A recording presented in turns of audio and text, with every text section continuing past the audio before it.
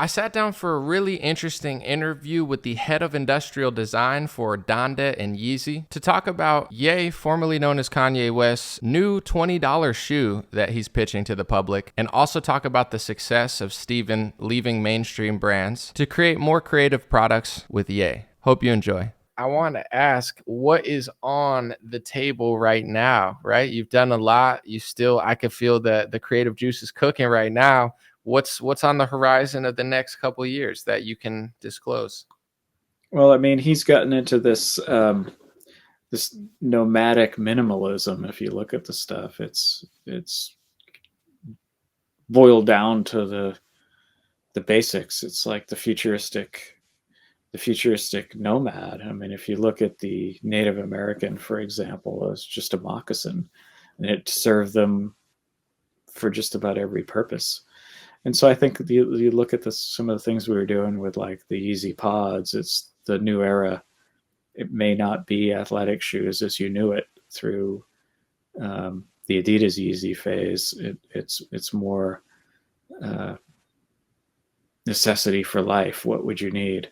It's not Mm, just a basketball shoe or a running shoe. It's a wearing shoe for civilization. And a lot of this reflects back on his lifestyle. He's this nomad. He has a couple houses, but he doesn't live in any of them. He's just moving around the world, exploring new things, and it's kind of like that's where we're at, like post-apocalypse. What would be the one shoe that you need? wow, that's cool. Post-apocalypse. What would you wear? What would you wear? This is nothing else, and you had to start over. What would you wear? And you were in the future, and that's kind of the vibe of where we're at with this thing. You know. Incredible. I guess I might have to get that one then. I'm sold. I'm sold on the hook. I'm like, if you have one shoe in the apocalypse, I'm like, all right. Let me get my wallet out. Hold on, Steve. Take my Well, it might digital. be two or three because we need more waterproof, or if you're going to forge a river, the thing's going to get wet. So it's like Love that. there's expansion on that concept. I mean, it's kind of the concept, like what's the minimal that you would need to survive? And I Sweet. think that's the way we look at it. Because he was barefoot, right, like a caveman, and then he's like, "Well, I'm walking here and there. Somebody spit there. I stepped on this piece of gravel. What's the minimum I need to survive that?" And Mm. that's kind of the vibe of where we've been at with it, the closest to barefoot that you can be, but still offer some protection in a man-made environment versus out in nature. Kind of, it's hard to put a time on it because it ended up being kind of this timeless design, but it was what they considered the dad shoe, but we built the futuristic dad shoe, and it was lots of pieces, lots of labor, sewing, and I had just come from that world of simplify, profiteer. The everybody's like, oh, it's all this no sew, it's tech. Bullshit. It was a way to make it cheaper and faster and make more profit. And so we were working on this thing, and it had all these different pieces and the stitching. I'm like, oh my god, this thing's gonna cost so much. I don't know what we're gonna get for margins on it. Like, what are we doing, right? And I kept telling him, I said, this is going to be expensive. Don't worry. He goes, we'll make it and I'll set the price. I'm like, okay. That was the last I ever talked about margin or profit.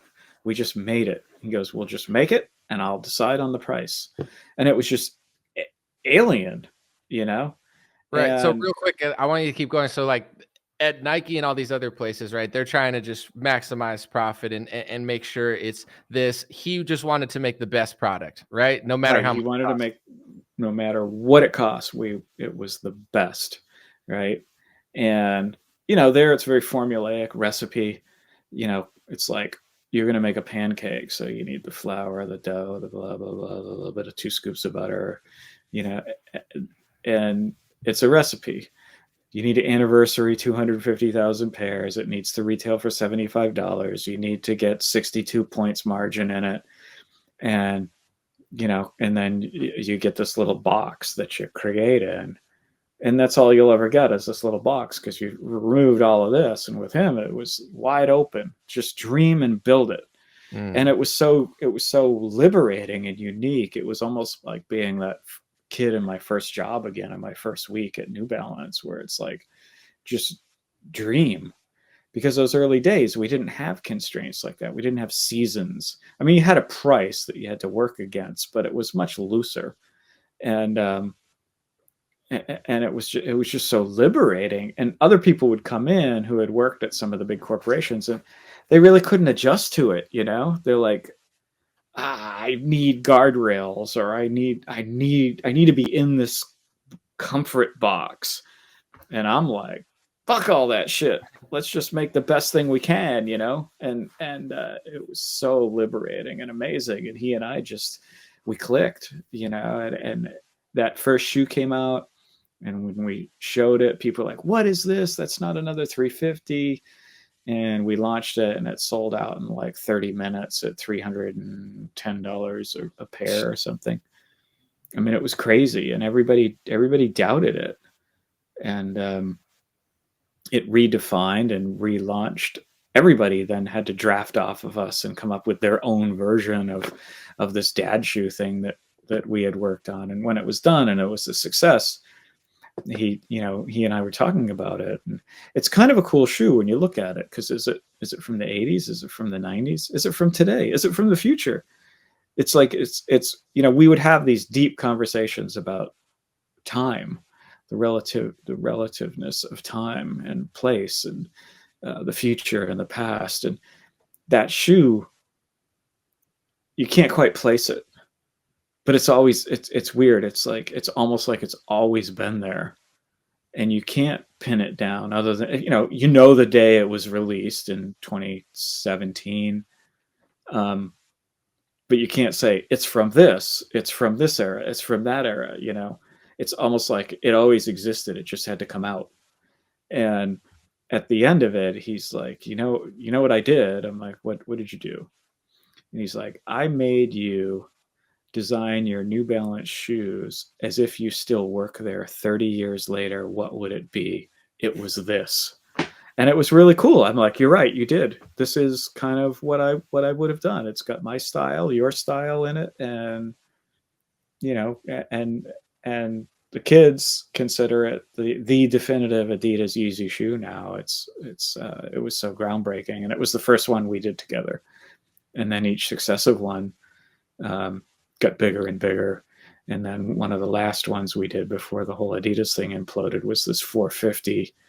And that thing sold out in 47 seconds at $220 a pair. And it was another one where people were like, what is that thing? And it would have been in 30 seconds, but it bogged down Adidas servers for the amount of people trying to buy it. That's with no advertising, no announcement that it was launching. They literally just saw it on the site, and it was word of mouth. 30 seconds it would have sold out in, but it sold out in 47. I mean, it's crazy. I mean, I've never been part of anything like that in years, since the early days of the pump, when we launched the pump back in the Reebok days. So it's been magic, and he's been this ultimate. I look at it almost like the Medicis in the Renaissance, where he was the ultimate sponsor of art.